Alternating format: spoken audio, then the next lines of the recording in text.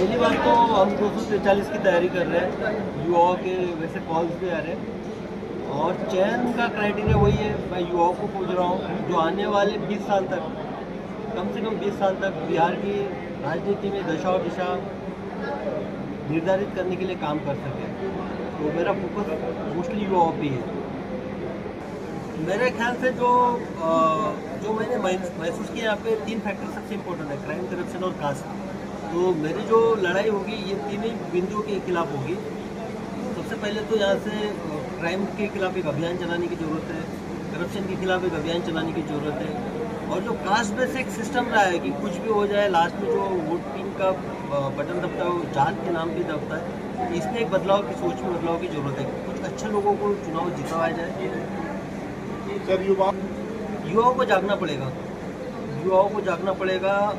और विगत 75 साल में जहाँ पे हम थे ऑलमोस्ट वहीं पे हम है, क्योंकि बाकी स्टेट का अगर कंपेयर करेंगे कोई भी आप पैरामीटर उठा लीजिए, जीडीपी से लेके पर कैपिटा इनकम से लेके पॉवर्टी, बिलो पॉवर्टी लाइन की संख्या से लेके कोई भी आप इकोनॉमिक इंडिकेटर उठा लीजिए, बाद में माइग्रेशन के इश्यूज है, इसमें ऐसा एक बिंदु उठा लीजिए जिसमें कि हम बोल सके कि नहीं हम इसमें अच्छा कर रहे हैं और अच्छे पोजीशन पे, तो वो तो मुझे दिखाई नहीं देता। तो सारे चीज़ में हमको जगना है और सारी चीज़ों की जो पैरामीटर से बदलना है, तो युवाओं को जगना पड़ेगा, युवाओं को अपने हक के प्रति जगना पड़ेगा।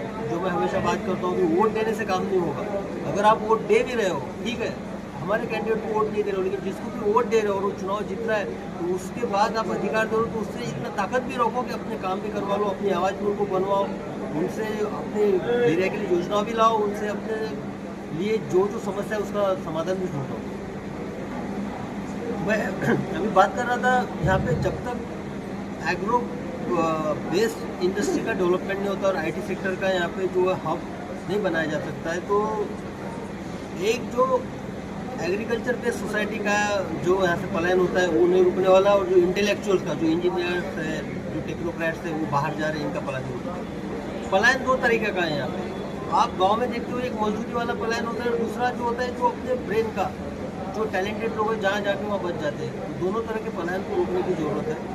तो तभी जो टैलेंटेड और एग्जीक्यूटिव जो माइंड है उनका पलायन तभी रुकेगा जब उनको लगेगा कि नहीं यहाँ पे हमारे फैमिली के लिए सुरक्षा है, यहाँ पे हमारा फ्यूचर हो सकता है, हम यहाँ रह सकते हैं। और दूसरी बात जो है, जो गाँव से पलायन होता है, तो उनके लिए आपको इनकम के सोर्सेज देने पड़ेंगे, और वो इनकम के सोर्सेज आएंगे एग्रो बेस्ड इंडस्ट्रीज लगाने से, उनको जो सरकारी योजनाओं का अच्छे तरीके से लाभ पहुंचाने से और उनको ताकत देने से। अन्य पार्टियों के जो चेहरा है आप देखिएगा, वो किसी न